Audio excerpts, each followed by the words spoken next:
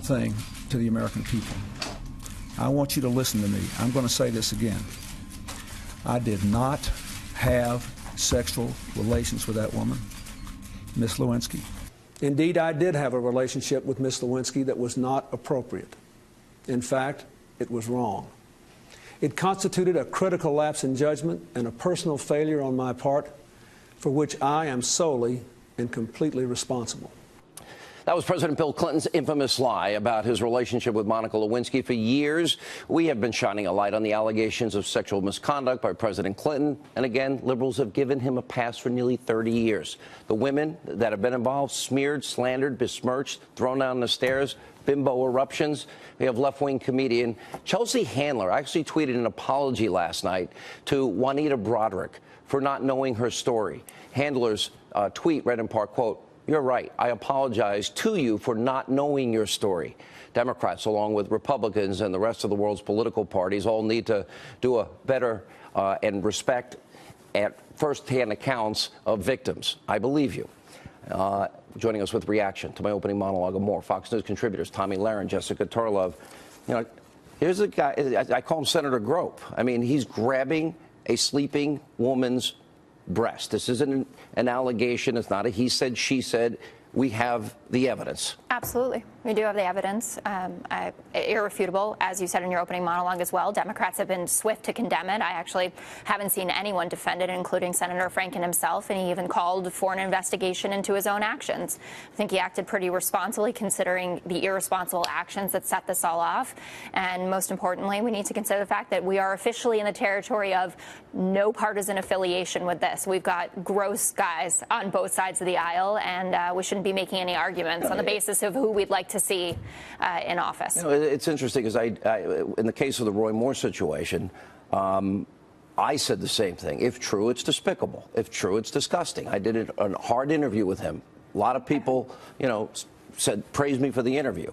And I said, you've got to answer these questions. At the end of the day, it's going to be the people of Minnesota and the people of Alabama. I think where the real difference is here, where you look at what Al Franken, how he's responded, and you look at a Roy Moore, you even look at what happened when Donald Trump was accused of sexual assault.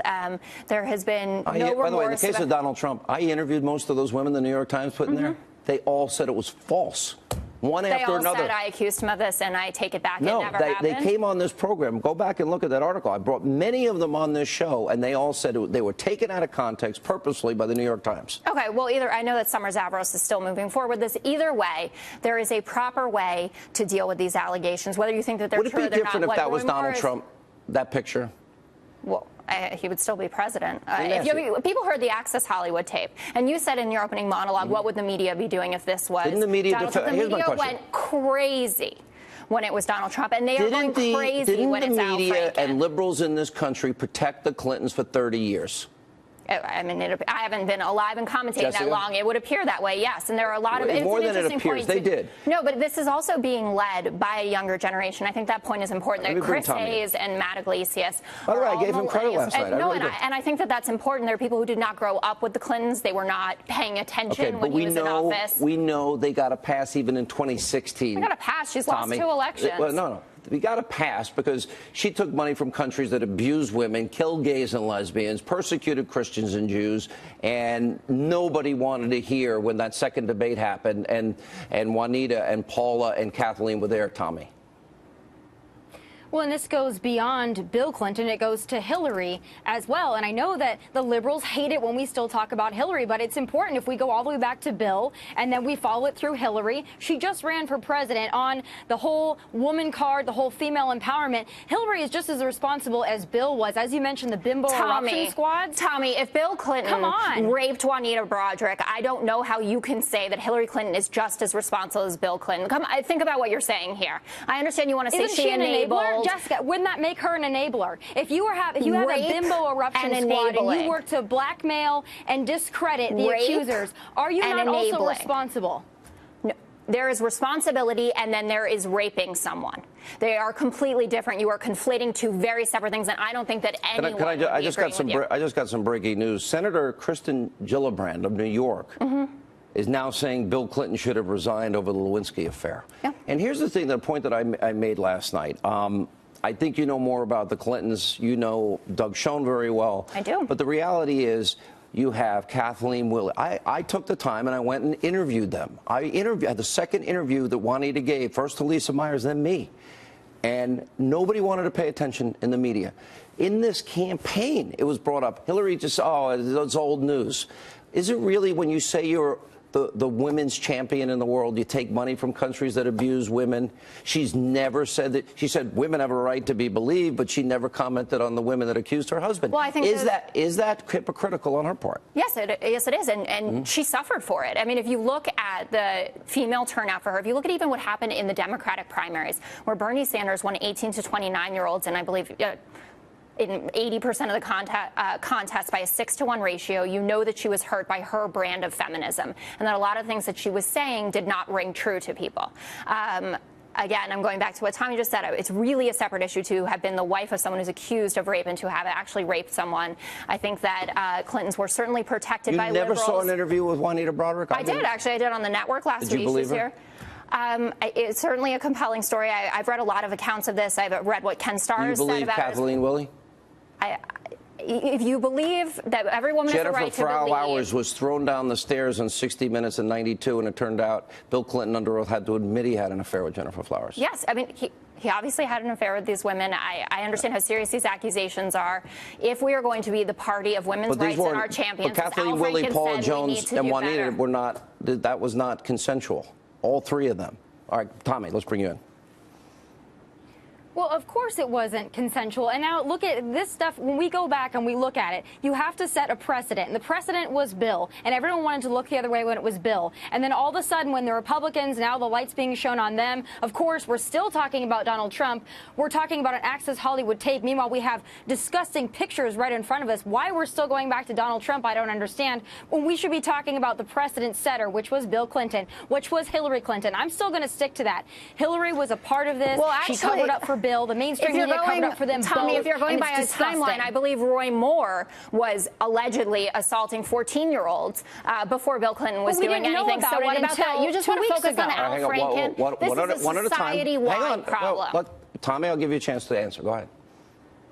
We didn't know about Roy Moore until 2 weeks ago. It might have happened long, long ago, but how long have we known about Bill? How long have we known this? And how long has the mainstream media shielded him, shielded Hillary, still said, I'm with her, female empowerment, first female president? I'm sorry, I didn't want that as my first female president, someone that had a bimbo eruption squad and worked to discredit Bill's accusers. I'm not with her, but still you stood by her. You were with her. Where were you? Where were the feminists, Jessica? Where were you? They were sitting right here in this chair. They were sitting all over the country supporting a woman who is advocating an agenda that would have made women's lives in this country better by raising the minimum wage, by getting quality, affordable health care.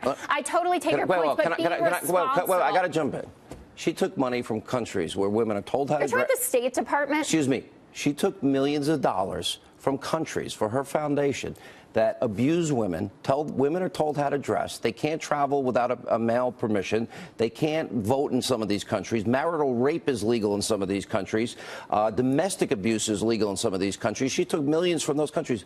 Jessica, I think I know you wouldn't take a dime from people that have those beliefs, would you? Well, I don't work in that kind of business. I didn't ask you. If you had the chance, would you take a penny? You're also talking about when she was in the State Department. If no, you read I'm talking about for the Clinton. No, for the Clinton Foundation, which was her husband's foundation, when that money was taken. Excuse me. Would you take money from countries that abuse women, kill gays and lesbians for who they are, and persecute Christians and Jews? Would you? No, there are better countries to take money from. But Donald Trump has businesses operating in those countries, as well as Jared Kushner. It's amazing how we're always back to Donald Trump. We really cannot stay on the Clintons. We can't talk about Hillary because it always goes back to Trump. Well, he has businesses where he's a businessman. You talk about, Tomi. Hillary, if you give up Hillary Clinton, I'll give up Donald Trump. Jessica. We'll try that for the segment. Let me ask you both a really tough question. We have about 20 seconds each. It's tough, though. Tomi, I'll start with you. What do you do in these cases when it's he said, she said, and then it becomes he said versus she said, she said, she said? How do people, because I think it's important that people know truth, how do you get to the truth?